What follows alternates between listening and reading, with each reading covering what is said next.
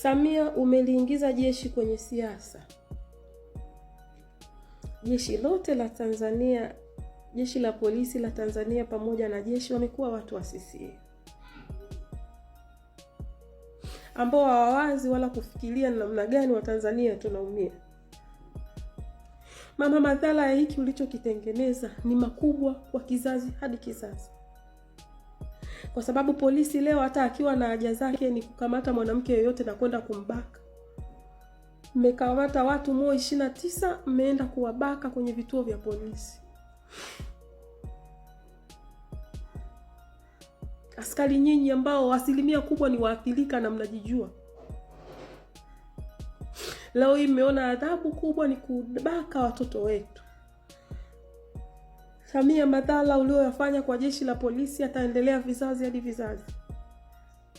Leo hii Mulilo, unajua kabisa vinavyofanyika kwenye vituo vya polisi, lakini mmekuwa mnawaagiza vijana wenu kufanya ushenzi na uchafu kwa watuhumiwa.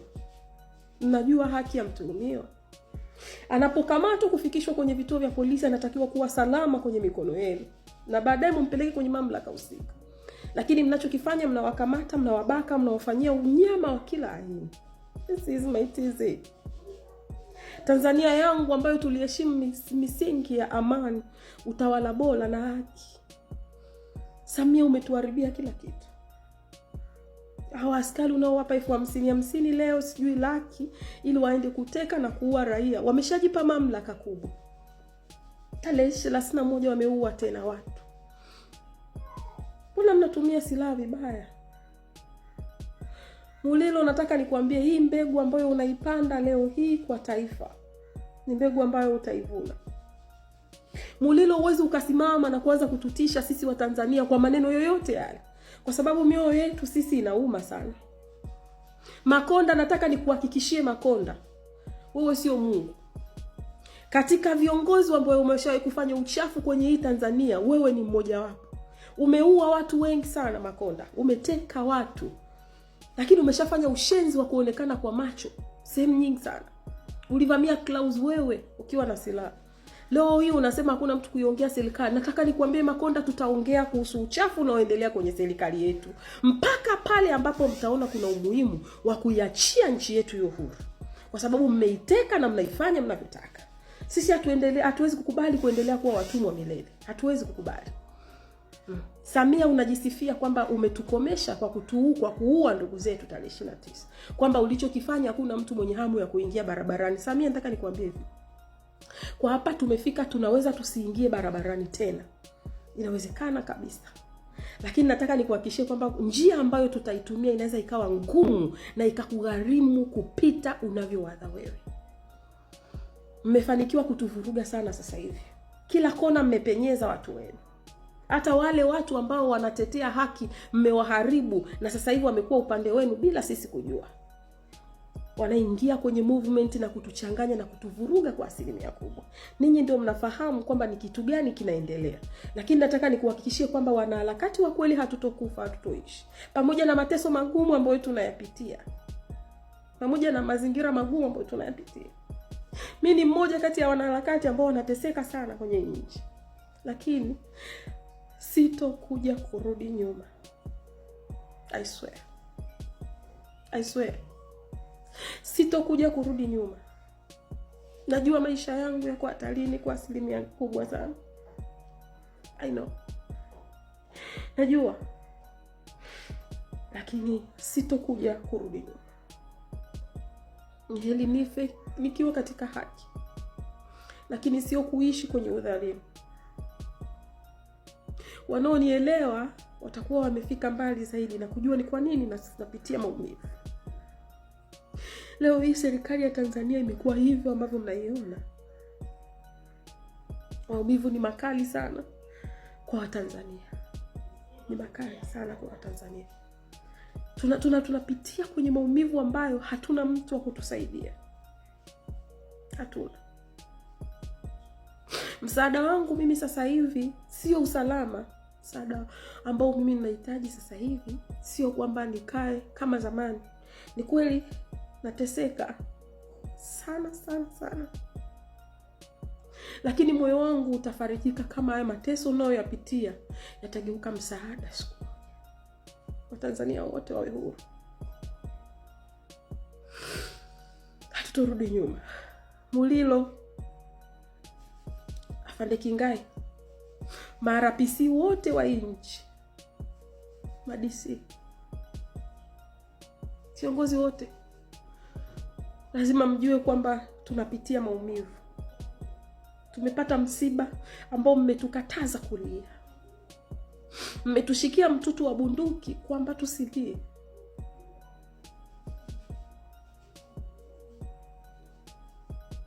Mmetunyima haki ya kuwalilia na kuwazika ndugu zetu. Hii vita, Mungu amesimama kati. Mungu yupo. Na soon huu ugomvi utaamuliwa. Huu ugomvi Mungu atauamua mwenyewe.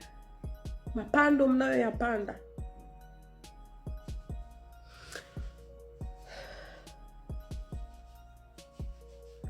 mtavuna yakiwa stawi sana. Askari, kwa nini mnakubali kutumika kwa kiwango hiki? Askari leo hii wamepewa mamlaka kuua wanayemtaka.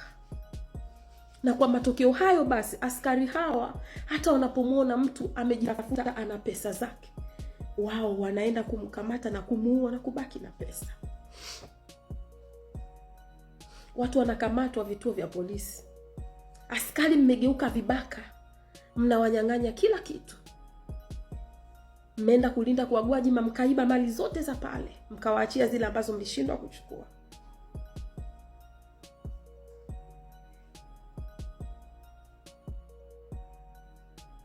Hamjisikii vibaya? Hamuumii kwamba sisi ambao sasa hivi ni yatima, sisi hatuna mtu mbele yetu? Hamtuhurumii? Kila siku tunaongea, lakini kuna siku hamtosikia tena hizi sauti. Kuna siku hamtonisikia nikiongea. Na siku nitanyamaza kwa namna yoyote hiyo. Lakini ni wakati ambapo kisasi kitakuwa kimeshaanza kutenda kazi. Kisasi kitakuwa kimechukua nafasi yake. Sio bure. Ndugu zetu wamekufa, sio bure. Mmetufukuza kwenye makazi yenu, tumekuwa tunateseka. Sio bure. Tunajua kwa nini tunafanya hivi. Naumia kwa sababu asilimia kubwa ya watu ambao wanasema wanapambania haki ni watu ambao wanatumika vibaya. Na ndio maana tunafika mahali tunapanga namna ambavyo tuna uwezo wa kushinda hii vita. Lakini tayari mna mapandikizi yenu ambayo yako na sisi, yanaturudisha nyuma. Hatutoshindwa kwenye hii vita. Never. Hii vita tutaenda nayo na tutahakikisha kwamba tunashinda. Tunahitaji uhuru Tanzania. Tunahitaji uhuru. Tutapambana kupata uhuru wetu. Samia, unajisifia kwamba kwa ulichokifanya tarehe 29 hakuna kijana mwenye hamu ya kuingia barabarani. You are right. You are right. Lakini huenda tusije kwa njia ya maandamano kama ulivyotuzoea. Lakini tunahakikisha kwamba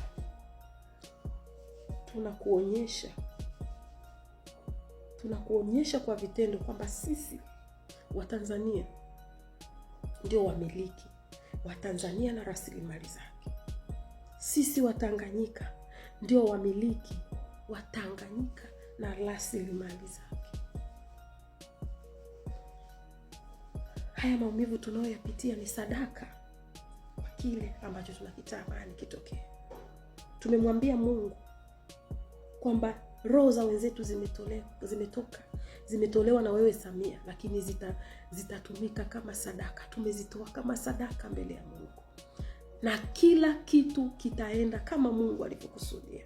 Hatuwezi kunyamaza hasira. Hatuwezi kurudi nyuma before tarehe 29 Oktoba. Hatuwezi. Mungu ibariki Afrika. Mungu